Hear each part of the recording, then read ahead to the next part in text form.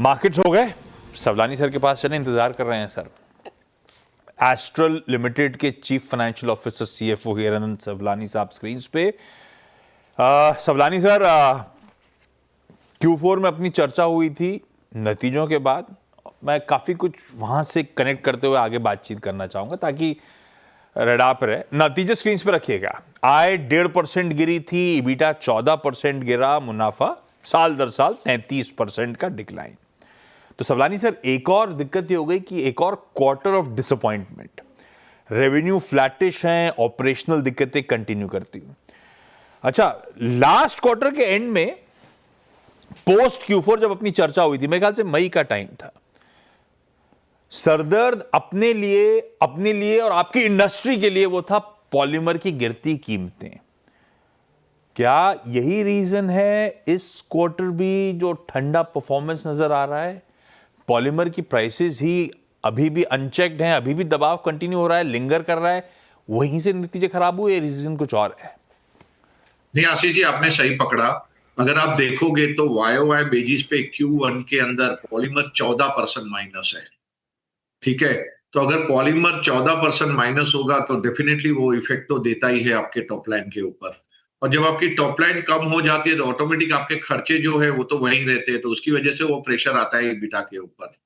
तो ये सही बात है कि पॉलीमर इंडस्ट्री अभी ये फेस में से पास हो रही है। और दूसरी सबसे बड़ी बात ये होती है कि जब ये सिचुएशन होती है ना, पॉलीमर कंटिन्यूअसली गिरता है तो आपको इन्वेंट्री के लॉसेस आते रहते हैं, क्योंकि आप हर लेवल पे बाय करते हो और उसके बाद जब यूटिलाइजेशन का स्टेज आता है तो भाव गिर जाते हैं। तो ये हमारी इंडस्ट्री पास थ्रू इंडस्ट्री है, तो बिकॉज ऑफ दैट वो इफेक्ट आता है। तो उसकी वजह से ये क्वार्टर में भी हमको करीबन 25 करोड़ का तो खाली इन्वेंट्री लॉस ही आया है। लेकिन उसके बावजूद भी अगर आप उसकी इफेक्ट दोगे तो हमने फिर भी मार्जिन स्टेबल रखा हुआ है, अगर उसकी इफेक्ट को डलीफाई कर दो तो। और इंडस्ट्री में आज की तारीख में भी सबसे बेस्ट मार्जिन हमारे ही है। तो डेफिनेटली टॉप लाइन पे प्रेशर है, जो अभी मेरे ख्याल से Q2 से काफी इंप्रूवमेंट आएगा। इनफैक्ट हमने हमारी प्रेस रिलीज में ये भी बताया है कि जुलाई के नंबर अभी इंप्रूवमेंट की तरफ शुरुआत हो चुकी है। हमारा पाइप का वॉल्यूम 30% आया हुआ है जुलाई के अंदर। हालांकि अभी भी एक महीने के बेस पे हम आपको अननेसेसरी किसी को मिसगाइड नहीं करना चाहते, बट एटलीस्ट वो पॉजिटिव डायरेक्शन में शुरुआत हो चुकी है। तो आगे जाके ये वॉल्यूम बढ़ेंगे और पॉलीमर भी अभी ऑलमोस्ट बॉटम की तरफ आ चुका है। यहाँ से कोई ज्यादा वोलेटिलिटी पिछले एक महीने से नहीं हो रही है। तो वो भी कहीं ना कहीं संकेत दे रहा है कि हम बॉटम फॉर्म करने जा रहे हैं। और यहाँ से जैसे ही कोई एक का न्यूज आ गया BIS का, या तो फिर एंटी डंपिंग ड्यूटी का, कि कुछ भी आ गया गवर्नमेंट की तरफ से, तो ये पॉलीमर यहाँ से भागना शुरू कर देगा और उस टाइम पे ये पूरे नंबर चेंज हो जाएंगे।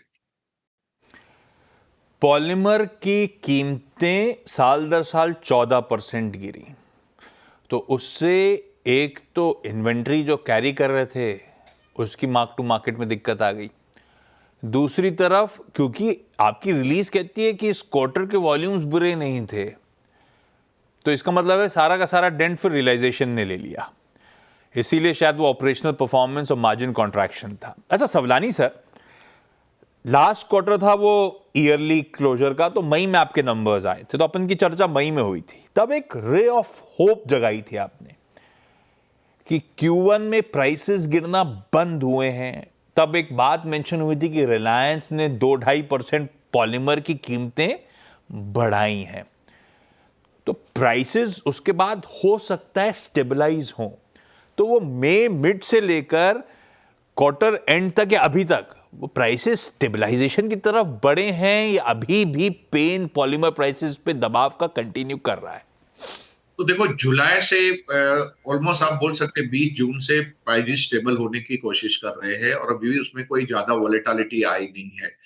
मई एंड से थोड़े प्राइजेस गिरे थे, वापस अभी स्टेबलाइज हो रहे हैं। फिर अभी पिछले एक डेढ़ महीने से ऑलमोस्ट प्राइस स्टेबल है, उसके अंदर कुछ ज्यादा चेंज नहीं। उस टाइम पे हमने होप रखी थी कि गवर्नमेंट की जो काफी हद से टाइम से बात चल रही है कि इंडिया को चाइना से प्रोटेक्शन देने के लिए एंटी डंपिंग ड्यूटी वो लोग इनिशिएट कर चुके हैं, सब लोग मैन्युफैक्चरर ऑफ PVC, वो आ जाएगा। पर समहाउ ये इश्यू थोड़ा डिले हो गया है, गवर्नमेंट ने अभी तक एंटी डंपिंग ड्यूटी डाल नहीं पाई है। तो इसकी वजह से अभी भी वो प्रेशर कंटिन्यू है। फिर भी पिछले 1 महीने से 1.5 महीने से तो स्टेबल है, उसमें कोई ज्यादा प्रेशर नहीं है। तो कहीं ना कहीं लग रहा है कि अभी स्टेबल हो रहा है, और अगर एंटी डंपिंग ड्यूटी आ गई तो पॉलीमर के प्राइस यहाँ से काफी शूटअप हो जाएंगे। तो ये इंडस्ट्री के लिए काफी फायदा हो जाएगा, और उस केस के अंदर जो इन्वेंट्री के लॉसेस हो रहे हैं आज की तारीख में, वो गेन में कन्वर्ट हो जाएंगे। बट अगेन वो डिपेंड करता है कि गवर्नमेंट का जजमेंट कब आता है, उसके बाद ही उसकी पॉजिटिव इफेक्ट आना शुरू होगी। पर अगर नहीं भी आता है एंटी डंपिंग ड्यूटी, फिर भी आप देखोगे तो पिछले 4 क्वार्टर से इंडस्ट्री पूरा फ्लैटिश वॉल्यूम पे काम कर रही है। तो वो भी कहीं ना कहीं आप देखोगे तो हमारा बेस काफी लो कर दिया है। तो उस लो बेस पे हमारे लिए डबल डिजिट ग्रोथ करना कोई डिफिकल्ट टास्क नहीं रहेगा। अगर मैं जुलाई के भी नंबर अगर ऐड कर दूं, 30% वॉल्यूम जो ग्रोथ किया है हमने, तो भी हमारे 4 महीने के बेस पे 6% वॉल्यूम तो आ ही गया है। तो मेरे ख्याल से डबल डिजिट वॉल्यूम ग्रोथ करना बिल्कुल डिफिकल्ट नहीं होगा, और यहां से तो वॉल्यूम बेटर ही आने वाले हैं। ना ये बात तो खैर आपने पिछले क्वार्टर के एंड में भी कही थी कि दो चीज़ें जिस पे आप नज़र रख रहे हो, जो आपके हाथ में नहीं है लेकिन एक्टिवली डिस्कशंस का पार्ट है। एक, जो डंप किया जा रहा है चाइना से माल, उसके लिए इंडस्ट्री ने गुहार लगाई थी एंटी डंपिंग ड्यूटी लगाई जाए। मेरे ख्याल से तब बात हुई थी, वो फाइल पास होने में अपना समय लगता है, तो वो रिव्यू में है। दूसरी चर्चा आपने करी थी BIS स्टैंडर्ड्स की। अगर वो इंप्लीमेंट हो जाते हैं तो भी इंडस्ट्री के लिए एक प्रोटेक्शन, अनऑर्गेनाइज से ऑर्गेनाइज का शिफ्ट, और ये सब चाइना शायद उन मापदंडों पे खरा ना उतरे तो इंडस्ट्री के लिए फायदा हो जाएगा। ये दोनों अभी जस के तस, क्या कहते हैं, मामले अभी ठंडे बस्ते में। अभी कोई फर्दर अपडेट तब से लेकर अब तक के बीच में शेयर करने के लिए नहीं है। एक्टिव डिस्कशन, निगोसिएशन या सरकार की जांच पड़ताल चल रही है, ऐसा पकड़ूं मैं। अभी कुछ हुआ नहीं है। नहीं, BIS के अंदर गवर्नमेंट ने बोला है कि भाई इंडस्ट्री को, नॉर्मली क्या होता है, ऐसे कोई भी स्टैंडर्ड आते हैं तो इंडस्ट्री रिक्वेस्ट करती है गवर्नमेंट को कि हमको थोड़ा एक्सटेंशन दो। तो इसलिए BIS पे गवर्नमेंट ने एक्सटेंशन दिया है कि भाई अभी जो भी आपको करना है वो आप दिसंबर तक क्लोज कर दो। क्योंकि उसके अंदर BIS लाने के लिए गवर्नमेंट को इंटरनेशनल कंपनियों के पास जाके उनके प्लांट भी विजिट करना होता है, तो वो प्रोसेस भी गवर्नमेंट की तरफ से जारी है।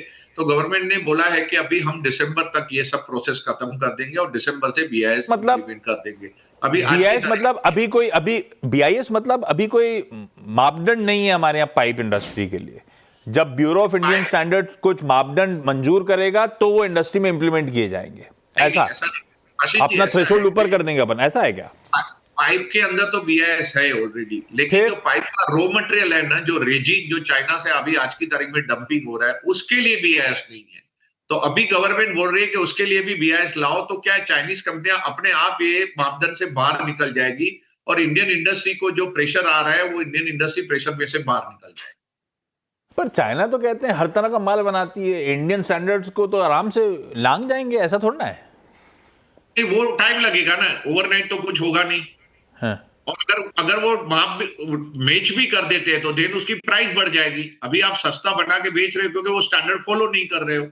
जैसे आपने स्टैंडर्ड फॉलो करना शुरू किया तो आपकी कॉस्टिंग भी बढ़ जाएगी, फिर उनको इंडियन कंपनी के साथ कंपटीशन में आने में चले जाएगा, क्योंकि उनको चाइना से इंडिया तक भेजने में लॉजिस्टिक कॉस्ट भी तो लगती है, ड्यूटी भी लगती है। तो फिर अच्छा, लास्ट क्वार्टर में जब आपसे चर्चा हुई थी ना, आपने एक रे ऑफ होप छोड़ी थी मेरे लिए कि वो रिलायंस की चर्चा, प्राइसिंग की चर्चा, 1-2 क्वार्टर्स में ये मामला स्टेबलाइज हो जाएगा। कब सुधरेगा वो अलग बात है, स्टेबलाइज कब होगा? 1-2 क्वार्टर्स में। अपन प्रोग्रेस कर गए 1 क्वार्टर की तरफ। कॉन्फिडेंस बढ़ गया है क्या कि पॉलीमर की गिरती कीमतें जितने इतने समय से, इतने क्वार्टर से आपकी इंडस्ट्री को, एस्ट्रल लिमिटेड खुद को परेशान किया है, हालात पटरी पे आएंगे? और अगर वो एक आध क्वार्टर दूर है तो लास्ट क्वार्टर में आपने ये भी मेंशन करा था कि डीलर्स माल रख नहीं रहे हैं क्योंकि उनको भी इन्वेंट्री लॉस हो जाता है, तो एज एन वेरिएंट बेसिस पे वो भी माल बेच देते हैं उठा के। तो अब वो डीलर्स से कुछ इन्वेंट्री पाइलिंग अब शुरू हुआ या नहीं हुआ? देखो, जब तक प्राइस बढ़ना शुरू नहीं होगा ना आशीष जी, कोई डीलर माल भरना जल्दी एग्री नहीं करेगा। आपका एक बार बढ़ने का स्ट्रेन चालू होता है तो डीलर को कॉन्फिडेंस आता है और वो उसके बाद माल भरना शुरू करता है। तो अभी वो स्टेज आया नहीं, अभी एटलीस्ट एक स्टेबिलिटी का स्टेज आया है। तो अभी ये चीज अच्छी है कि एटलीस्ट गिरना बंद हुआ है, बढ़ने की बात नहीं है, अभी गिरना बंद हुआ है। तो कहीं ना कहीं ये होप जागी है कि अभी कभी भी ये डिसीजन आ जाएगा। अगर नहीं भी आता है तो एटलीस्ट गिर नहीं रहा है, तो थोड़ा थोड़ा कॉन्फिडेंस डीलर कम्युनिटी में आ रहा है, तो उसकी वजह से उनका डर कम होना शुरू हुआ है। अभी वो स्टॉक स्पीड से बढ़ाएंगे, उसके लिए तो फिर प्राइस बढ़ना जरूरी है। तो जैसे ही प्राइस बढ़ेगा ना, तब उसके बाद वो लोग स्टॉकिंग पे चले जाएंगे। एक बात बताओ, 70% प्लम्बिंग से, 30% पेंट और एडहेसिव वाले सेगमेंट से, पर ये पॉलीमर की दिक्कतें प्लम्बिंग की थी, मार्जिन वहां पे गिरे 150 बेसिस पॉइंट। ये पेंट एंड एडहेसिव में क्यों 280 बेसिस पॉइंट मार्जिन डिक्लाइन आया? आपकी तो दोनों सेगमेंट में मार्जिन तगड़ा कॉन्ट्रैक्शन है। नहीं, वो क्वार्टरली बेसिस पे आप देखोगे तो कभी कभी 1-2% का इधर उधर रहता है, बट अगर आप ईयरली नंबर देखोगे तो वो ऑलमोस्ट हमने जो गाइडेंस दिया है उसी के रेंज में मेंटेन करते हैं। जैसे एडहेसिव के अंदर भी हमने बताया है प्रेस रिलीज के अंदर कि एडहेसिव के अंदर भी हमने जुलाई के अंदर 30% ग्रोथ किया है। तो अगर मैं वो 30% ग्रोथ जोड़ता हूं तो हमने जो गाइडेंस दिया है 15% प्लस का, तो वो 4 महीने के बेस पे वो 15% आ ही जाता है और मार्जिन भी वही रेंज में सेट हो जाता है। तो कभी वॉल्यूम थोड़ा कम होता है तो इकोनॉमी ऑफ स्केल की वजह से 1-2% मार्जिन ऊपर नीचे होता है, बट अगेन ईयरली बेसिस पे कोई चैलेंज नहीं लगे। पेंट की बात करते हैं तो पेंट पे हमने लास्ट टाइम भी जैसे बताया था कि अभी हम धीरे धीरे करके एस्ट्रल पेंट लॉन्च करने जा रहे हैं और एक एक स्टेट में एंट्री ले रहे हैं। जैसे गुजरात में लिया, महाराष्ट्र में ट्यूशन लिया, एक्सपेंसेस हैं क्या? राजस्थान में लिया। तो उसकी वजह से क्या हो रहा है कि कंटिन्यूअस डीलर डिस्ट्रीब्यूटर और सबकी मीटें हो रही है, हाँ, उनके रिलेटेड प्रमोशनल खर्चे हो रहे हैं। तो टॉप लाइन खाली 200 चलो करोड़ का दिया। ही, अच्छा अच्छा, उसकी ठीक वजह है। से लेकिन अगर एक चीज देखोगे आशीष जी, तो 20% ग्रोथ किया है पेंट में हमने Q1 के अंदर। हाँ नहीं, वो सेगमेंट भी अपने आप में 10% ग्रोथ दिखाई है, वो तो सही है। हाँ, अच्छा, एक लास्ट सवाल, अब समय कम है, राजेश अग्रवाल साहब भी जुड़ गए। पिछली बार अपन ने वो कौन सा एक्विजिशन करा था आपने? अल अजीज की चर्चा करी थी। इस बार आपने नया एक्विजिशन कर दिया, निक्सिलॉन केम, 80% स्टेक एक्वायर करोगे।